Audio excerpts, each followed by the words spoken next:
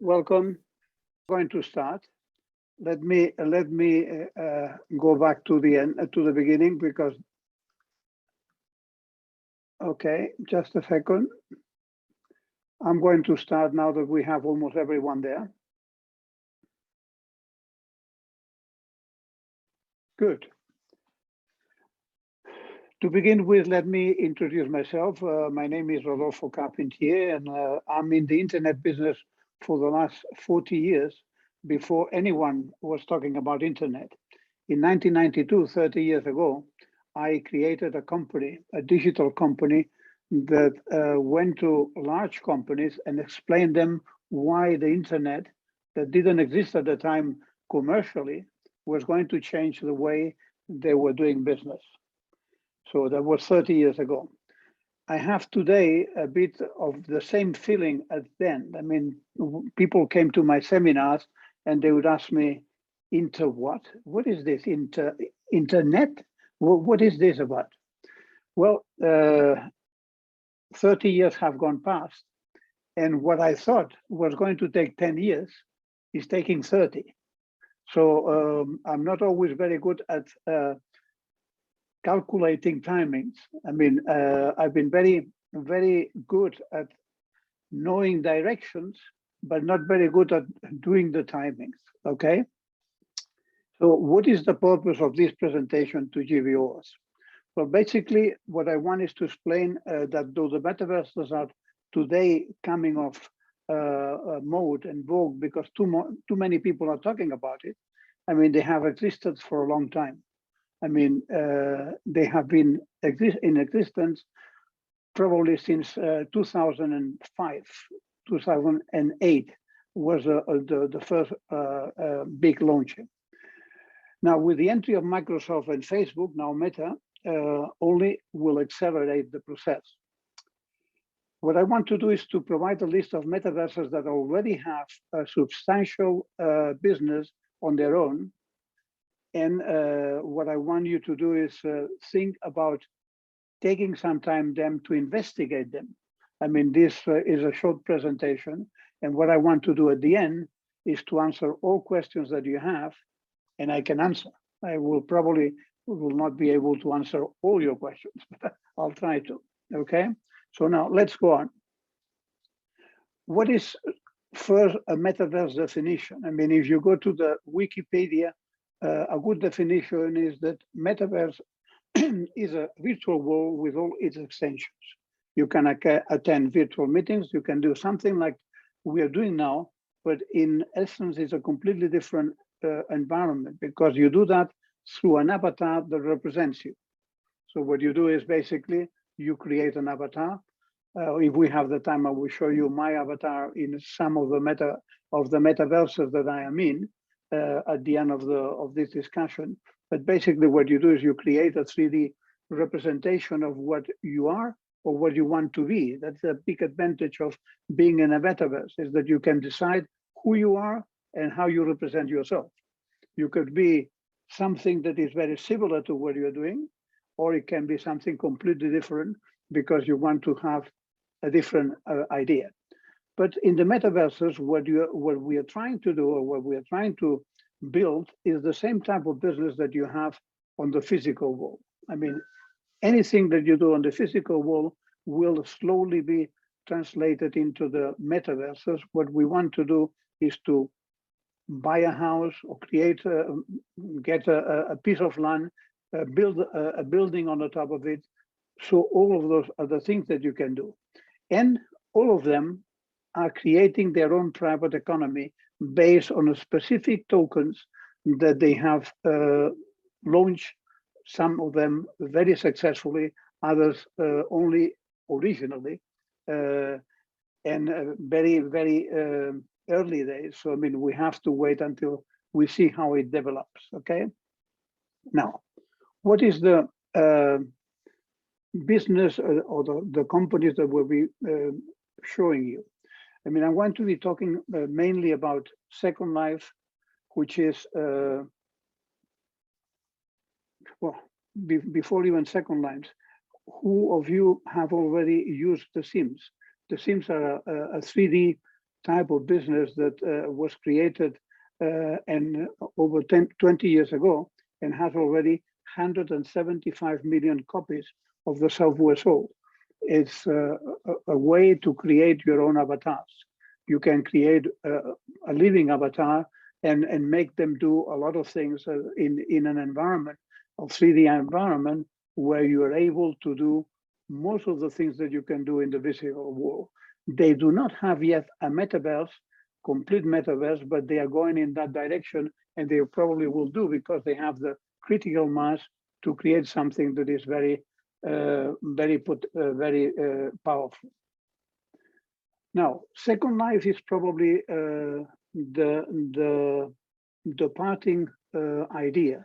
I mean, if you look at 2003, I mean, I created my own avatar in SecondLife at the end of that year, 2003, and I've been then every now and then using the system, but was launched really with all the services in the 2008. Cannot hear. You cannot hear? Can you hear me now, or only now, or you couldn't hear before? All you can hear me? The rest? Yeah, we can hear you. Okay. Michael, can you hear me? Okay, good. Sorry about that. So, okay, SecondLife was very active in 2000. In 2008, they were already, some of the companies that were within SecondLife were doing over $100 million of sales in pieces of land and construction in SecondLife. And they have several banks. And in 2008, they were forced to close the banks that didn't have a banking license. So from now on, all the banks in SecondLife had a banking license in the physical world, okay? So that has changed a lot since then. SecondLife has been developed at a very early stage with a technology that now they are revamping, because obviously 2003 is not the technology that we have today. And basically they need to do a lot of things, but they have the most difficult thing, which is the environment. I mean, they have an ecosystem that is working, that is based on Linden dollars, which is their own money.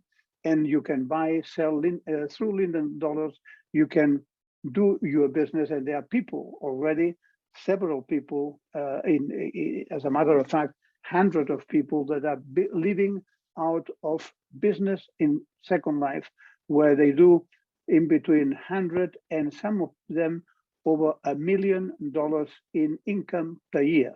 So it means there is a possibility of doing a pretty interesting business. Now that is SecondLife. Now, if we get to the next one, for instance, Fortnite is an online video game that with Epic Games that was released in 2017 has created an environment that is very, very real life, with battles royale that really allow you to be feeling like immersed in battles in a way that it wasn't possible before. And they have created their own economy. At this moment in time, I mean, they have 125 million players in less than a year. So it means that those are businesses that, although from the outside world think, oh, this is online and it's only for playing. I mean, people like my wife, for instance, they say, well, I mean, this is very funny, but I mean, I don't see the use of that. But I mean, if you talk to the kids and you talk to people that really live out of this environment, you will see that there is a huge amount of potential in real business. I mean, there are people that are making money in Fortnite by building pieces that you can sell to people that want to go to battle, and you can do that you're on your own. It means that it can create a business out of almost nothing. So it's very interesting to see in any one of them, and that's what I recommend you to do. I mean, I recommend you to spend an hour or two in each one of these that I'm going to tell you and I want to introduce to you, because they're all a bit different, although in the final thing, they all create their own ecosystem, and they're all oriented to getting business off the ground. Now, Grobblex, which is the one that we are using most at this moment in time, I mean, last Friday, I had the first board meeting of my avatar with the avatars of our fellow members in Roblox. I mean, we have a company called cyberhat.io, and in that cyberhat, we created an environment of a house of new construction, and we have created an office within the house and put the house in Roblox. And that we then have had the first board meeting with 5 avatars of the 5 board members talking to each other in the metaverse. And I think that we have been the first one to do that in Spain. I mean, I don't know otherwise, but in Spain, I don't know of anyone else that has done it. This is also, Roblox is also growing very rapidly from on the second half of 2010. And now, I mean, August 220, it had already 164 million monthly active users. It means that we are talking about not 500,000 or 1 million or 2 million people. We're talking about 200 million people in many of those metaverses. And this is the reason why people like Meta, I mean, Facebook now Meta, or Microsoft are starting to buy everything that moves and had an ecosystem that is powerful and that they can promote with their 2.5 billion users that they have. WorkingLife is a 3D life simulation computer and mobile video game. The game was first released in Android in 2013, but as per 2022, we are now talking about 200 million registered users. I mean, it's already something very, very attractive. Sorry.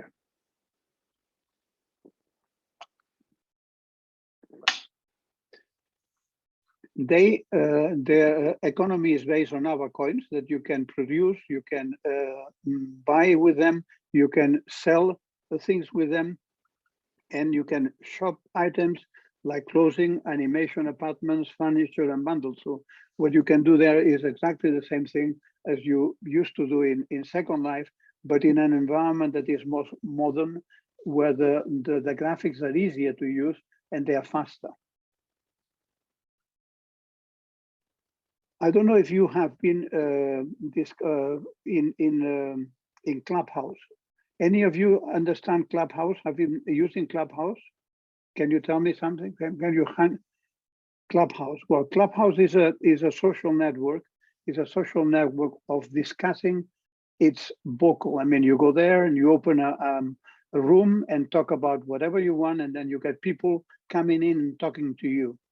And it's very interesting. Now, it's like radio, but interactive. And high fidelity is about doing the same thing, but to go into the. Let me see if I have. Okay, fine, good. I can see now the chat in case you say something. No, what I was saying is basically that in this our coins, what we have been developing is an ecosystem which is functioning very well. And WorkingLife, what allows you is to create within the metaverses environments similar to what Clubhouse does on itself. I mean, it allows you to create environments where you can talk to each other, and when you can have a seminar like this one and let people talk to you and have a real life experience, and you can do that through WorkingLife.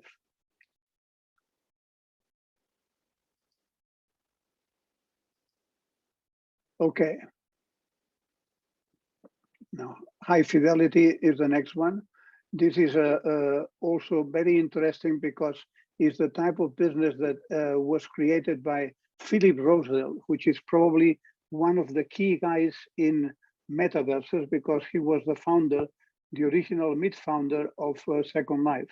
And he has now created a modern SecondLife experience. And as a matter of fact, he is merging with SecondLife and is going to revitalize SecondLife. Good. Decentraland is another one that is very interesting, that has already developed a completely platform, use Ethereum blockchain, which is a platform that allows you to create paying environments where you can buy, where you can create, experience, and monetize content and applications. And one of the things that is very interesting of Decentraland is that it's decentralized. So it means the majority of the metaverses are centralized. I mean, when Facebook, Meta, will develop its own, or Microsoft, they're all centering themselves. Now, Decentraland is decentralized, and what it means is that everyone in Decentraland can participate in the decisions that are taken. So it's very popular because of that.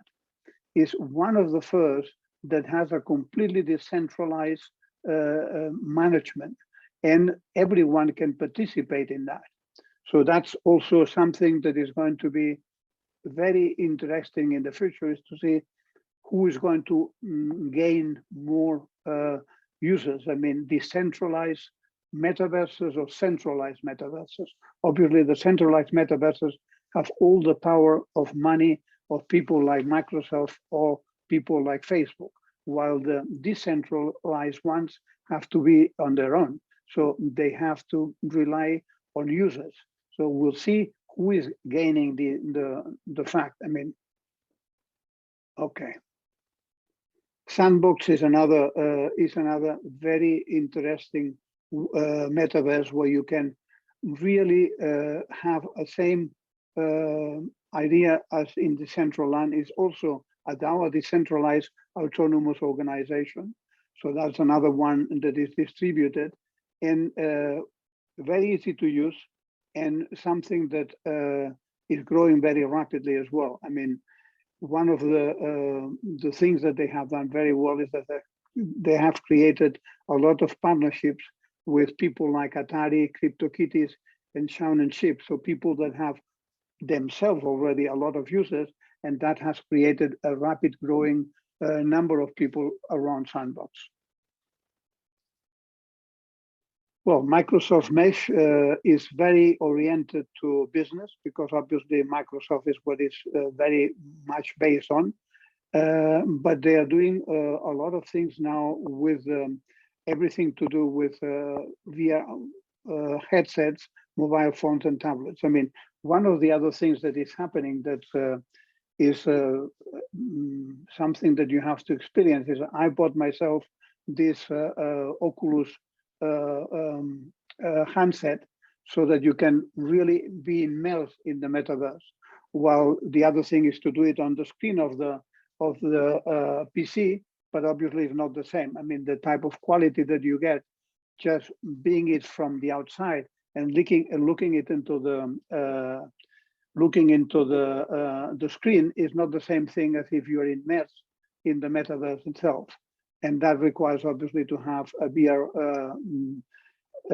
handset like I have. Oculus is a very good one, and is the type of thing that allows you to be more active within the metaverse because you feel inside.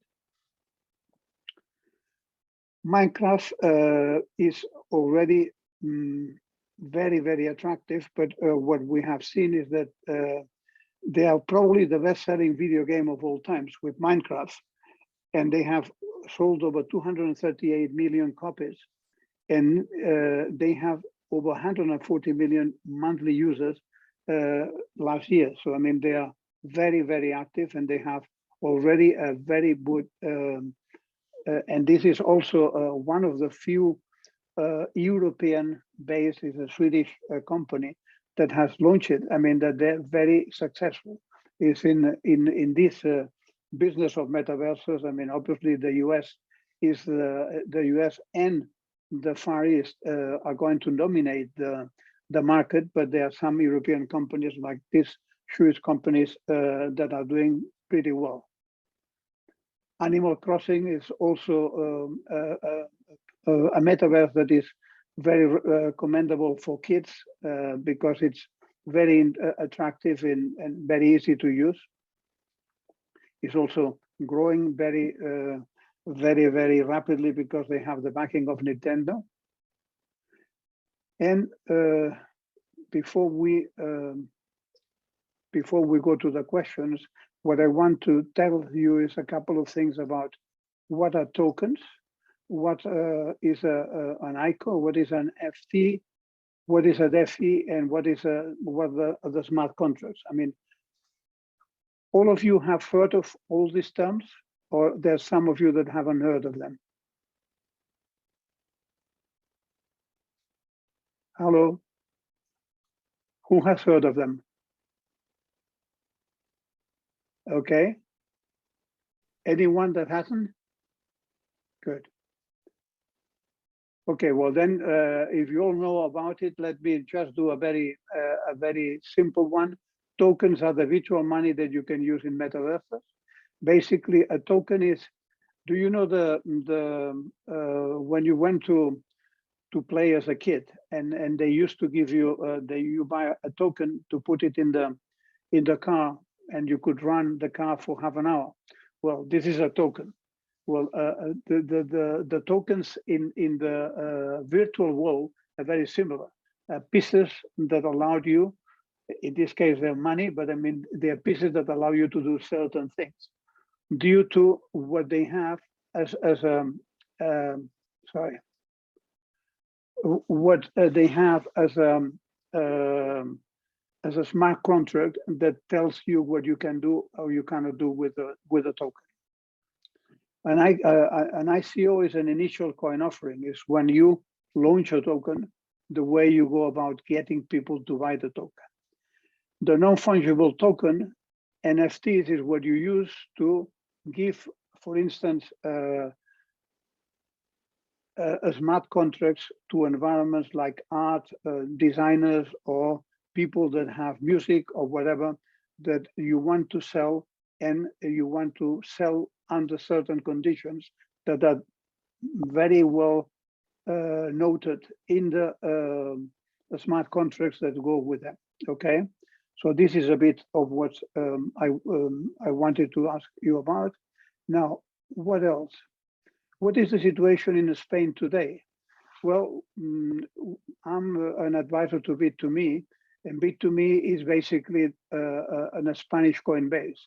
It's a leading marketplace where you buy and sell crypto money, and they have created already their launchpad. The first one they have launched is Bit2M, which is their own money, and I've been involved in that. And they are now created a launchpad where they're going to do that for third parties, and we are doing it at this moment in time with one of the first virtual banks in Spain, which is called Binex, and we are launching it at this moment in time during this week. Conclusions.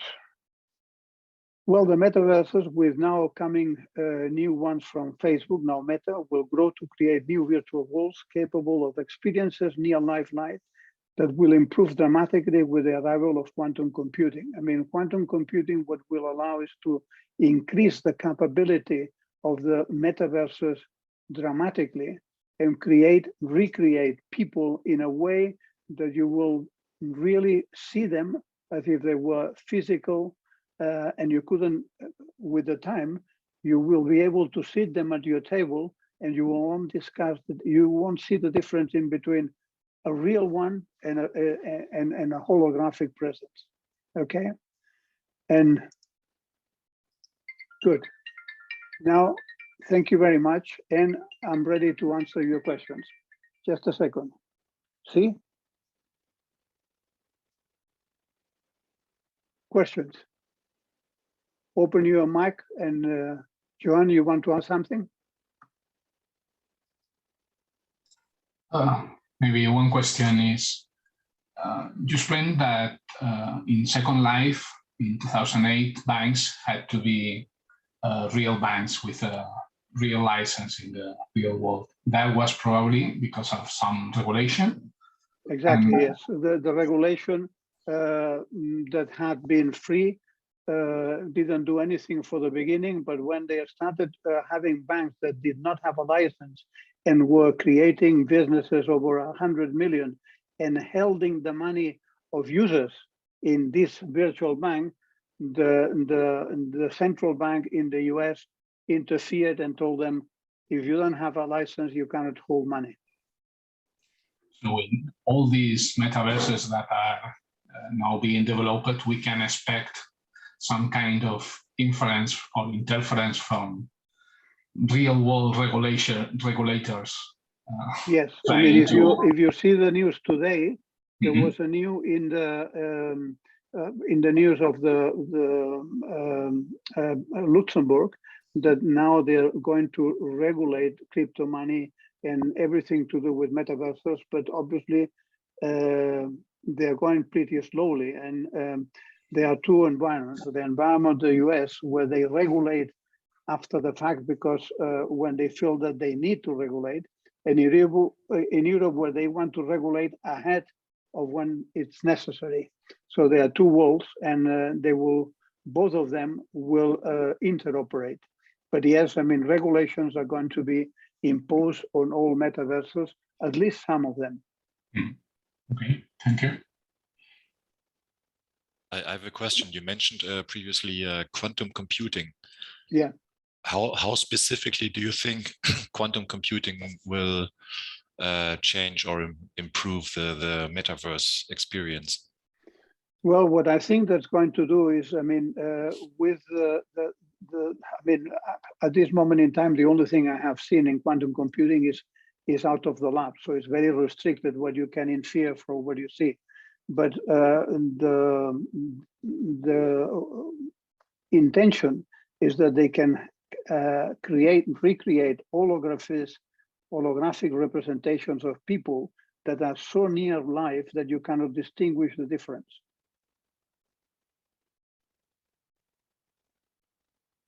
Okay, thank you. More questions? Yes, you spoke about all the different kinds of businesses people can do. Could you give us some more details about the businesses that can be done in these metaverses? And also, you know, it usually seems you have to be a programmer with some kind of knowledge, or you have to hire a programmer to be able to participate in these businesses. So what do you do if you're not a programmer? Well, that's a very good question, David. There are people, I mean, one of the presents is a design agency. I mean, there are some design agencies that are now starting to get specialized on metaverses. And what they want to do, for instance, I mean, if you look at my own, avatar, I have had to order it from a design agency that had got pictures of mine and have recreated an avatar that looks not exactly like me, but I mean similar, and is the one I use when being in a metaverse. Okay, yes, you will have to engage in a specialist to give that, but to do the business, once you have created the environment, you don't need to have it.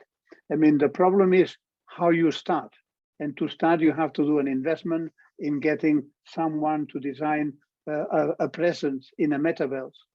And you need someone that can program that.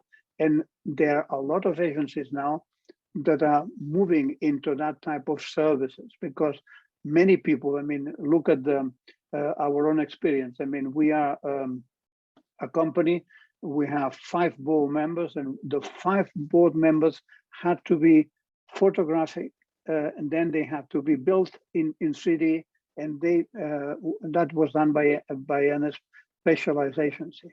At the end, what we did is we reached an agreement, and we have taken part of the agency, so that we are part owners of it, so that all the development that we have done is done half in-house, half out-house. Okay, but yes, you're right. I mean, you cannot go. I mean, you can go open and use one of the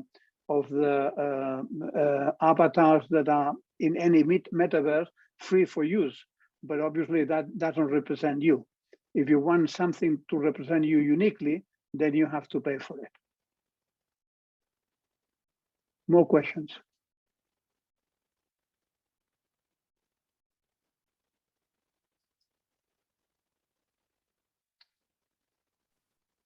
Hi.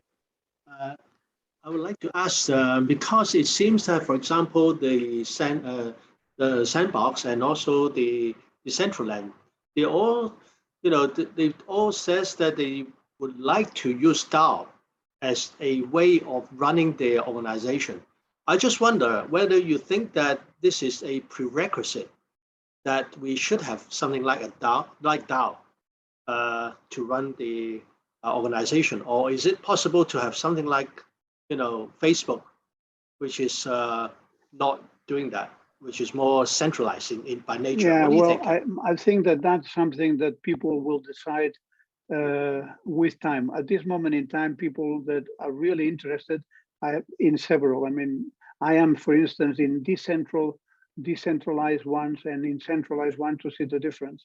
But at the beginning, I mean, it's early days. I mean, obviously, the advantage of being in a centralized one like Meta or Microsoft is that they are going to put a lot of money into development that the decentralized ones will not be able to do. So, I mean, you will have to play by the ear. I mean, you'll have to see that there will be some decentralized that will have a lot of success because of the amount of people behind pushing in the same direction. But at the beginning, at least, I mean, the centralized ones are going to take the advantage of the much more investments that they can do.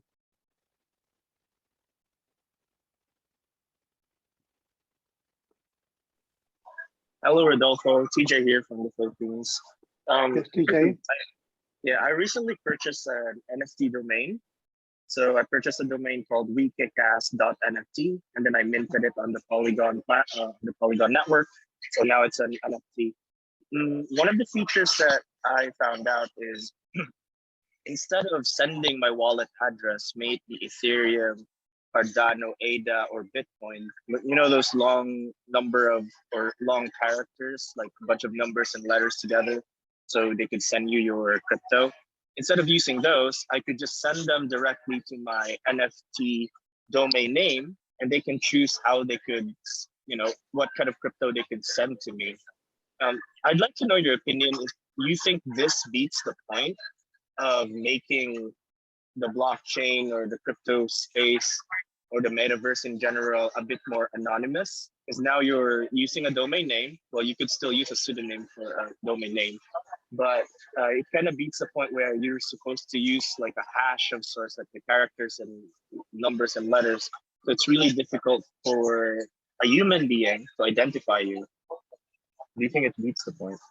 Yeah, I think that you're right. I mean, I think that at the end, we will tend to solutions that allow you to become easier in the way you interface with the blockchain, which is today very specialized. But obviously, we have to be very careful about what you do because of security reasons. And it depends very much on how good the security is on what you're doing.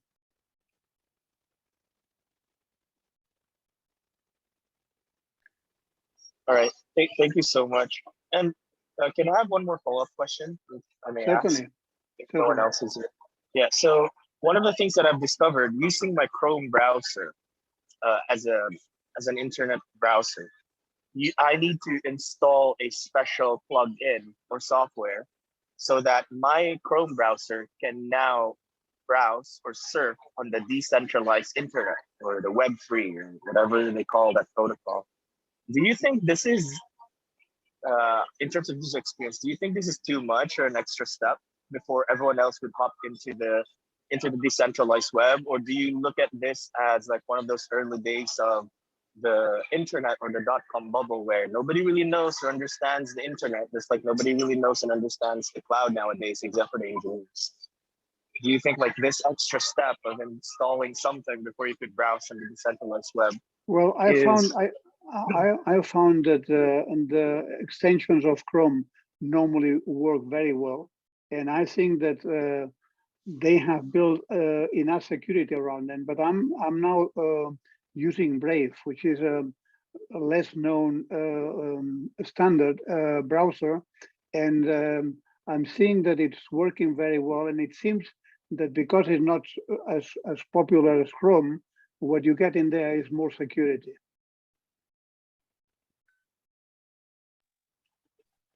I see, understood.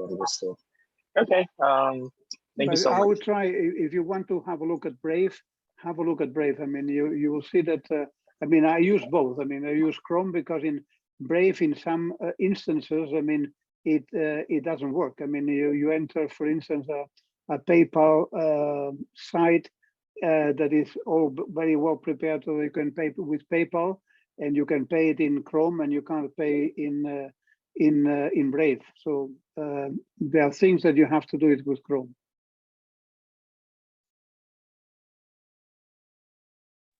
Thank you so much. I appreciate your answer and your insights. My pleasure. Okay, guys, more questions? I have a question. Leanne, yes? Hi. I think I heard you say that yeah, you were talking about Minecraft, and I thought I heard you say that the US and the Far East will dominate the market. So I was curious about why you think that is, and in general, you know, what makes a market more receptive to adapting to Metaverse, or conversely, what are the risks and anxieties? Yeah, I think that the answer to that is the amount of people using the Metaverse that are in existence now. I mean, there is a huge amount of people from Korea, in Japan, and China. So that they really are very, very active in all the metaverses that exist, and all the type of epic games and all that. I mean, if you go to places like Korea, it's an amazing the amount of penetration they have. That's the reason why I was telling that. I mean, I think in Europe, it's we have started later, and we don't have the volume that they have in Asia. So why the US? No, US obviously is the leader because they have started in the US. But I mean, even in the US-based metaverses, the amount of people from the Far East are really amazing. But yes, you're right. I mean, what I'm telling from the point of view of an European, from the point of view of an American, certainly. I mean, they have invented it. So. That's fair. That's fair. It's curious though, because the US is half the population of continental Europe. Yeah. Yeah, but they haven't had the success with their metaverses in Europe that they had in Korea, for instance, or in Japan. Absolutely.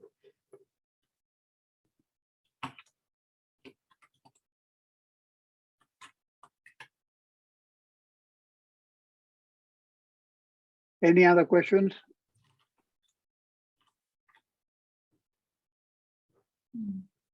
Well, then, thank you very much for attending the seminar, and you have all my address. So if you need anything in Madrid, you have me.